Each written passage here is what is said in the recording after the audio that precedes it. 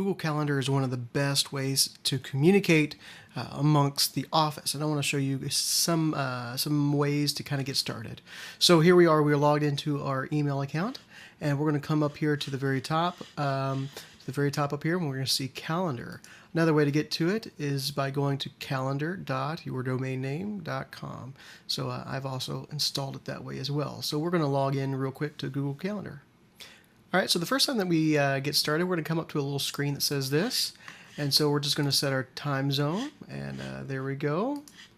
And our default event reminders, so that way when we create calendar events, what do we want it to do? Do we want it to have little pop-ups, or do you want it to text us whenever you have an event going on? And then you can set how many minutes ahead of time you want something to start. So let's say we have an event and we want it to default to pop up 10 minutes before. I'm going to go ahead and turn all that stuff off. You can do this individually for each event as well. So now nothing really locks me in, but I'm going to keep the defaults off. So next, it's going to kind of give us a tour about how to get this thing started. And we can easily just drag and drop and create our first event, just like what it's showing us to do. All right. Settings tab is over here with the gears. Something very important to take a look at. Okay. So this is also set in the week mode here. So if we wanted to create an event, let's say tomorrow is 9/5, and so let's create an event here. We'll stretch it out. We're going to name it Eat Tacos. Everybody loves tacos, and so we'll just go ahead and create that event there, and it goes ahead and loads, and there's my event there, Eat Tacos. Very nice. And if that event was yesterday, this is going to kind of give us a different color. So we'll do the same thing, Eat Tacos. And so this was yesterday, and it's going to kind of give us that striped feel, or a little faded feel, let us know that that was yesterday.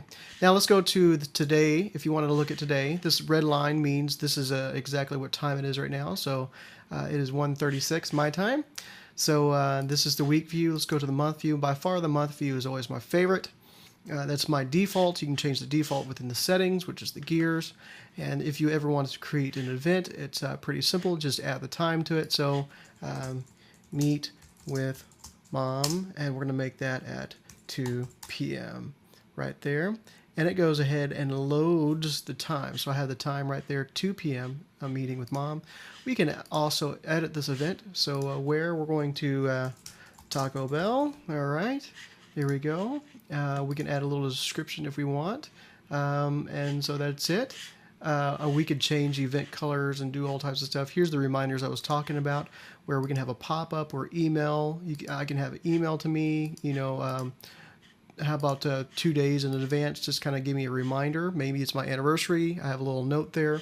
We can also have this thing set to repeat, and we got all types of options: Mondays, Wednesdays, Fridays, daily, weekly, monthly, annually, every weekday, every Monday, Wednesday, Friday, that kind of stuff. So all that, we can have it do after 5 occurrences to stop, and when to start, all that kind of stuff. So we'll cancel that. And then this is the day, and of course we hit save, and there it is. But this week right here, we're going to have VBS, and so this is the VBS week. I'm going to set it to no time. That way we're not worried about from 5 to 7. But this gives us a great overview, letting me know that next week I'm going to have VBS. Now, one of the things also that we can do is be able to take a look at other people's calendars. And you're like, hey, why would you want to do that? Well, let's take a look at the U.S. holidays. All right, the U.S. holiday says that that's Labor Day, and there's Patriots Day. All right, well, one of the very confusing things is, when is Easter? Do you know what Easter is? Well, apparently Easter in the year 2013 is right there, is March 31st. That's real nice, because that day always changes, and so that's always nice to kind of have. Good idea. But there's also one other thing that you can do to really help. First thing I'm going to do is I recommend that your default calendar is your personal calendar. You don't want to share that one with anybody else unless you want them to have it personally. So this is your personal email. What we're going to do is we're going to create a new calendar, and then we're going to assign it different tasks. So we're going to create a new calendar. We're going to name this thing automated tasks. All right. And I do want to share this calendar with others. All right, but in this case, I want to share the calendar with everybody in my organization and people also that I can want to personally share it with. But I don't want to make this calendar public so that everybody in the world can see this calendar and see all of my events. I could do that if I wanted to, but in this case, I just want to share the calendar with the people within my organization. And I can also add in individuals, okay? So this is how I added there. All right, and so I am creating this calendar, and it's going to show up over here. There it is. There's my automated tasks, and of course it's going to have a color red. I can change that color red to orange if I wanted to. And now I have it orange. Very nice. You like that? Okay. And so now let's go back to today by clicking on the today button. And let's say I want to run backups. And let's say that's also at 2:30 p.m. And that's going to run it there. But I got it in the wrong calendar. No problem. I'm just going to edit that event. And then we're going to make sure we get that in automated tasks. There, click save, and it shows up in the different color when it fully loads. There it is, right there, right, almost, oh, it's not turned on. There it is. There it is. Okay. Now also, I can turn on or off calendars by just clicking this little button over here.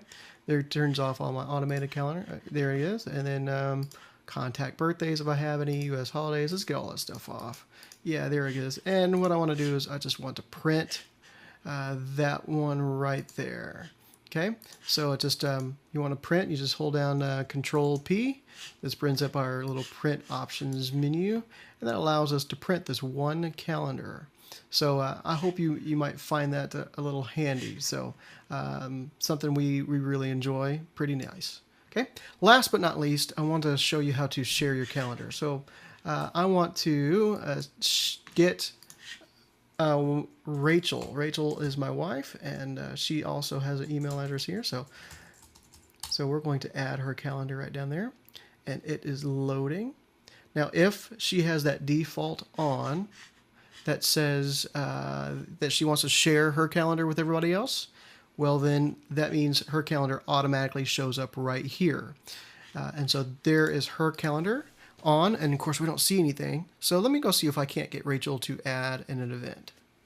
Okay, so get hers back up. We're going to turn hers off real quick, and then let us turn her back on real quick. And the new event, right there it is. Call the client back at 11 o'clock. Will automatically show up. So there it is. So that is how you add calendars and take away calendars. If you ever wanted to take it away, then you can just come over here and tell it to hide from this list, and it's gone. So change notifications for that one calendar. You can do all types of stuff. Choose colors, share calendars. You can also take your calendar and then let's just say we want to share this calendar here, and we want to make this public. Okay, then what we're going to do, calendar details. All right, we have this little thing called an iframe. Copy and paste. Let's email that to me in an email and say, hey, Brian. And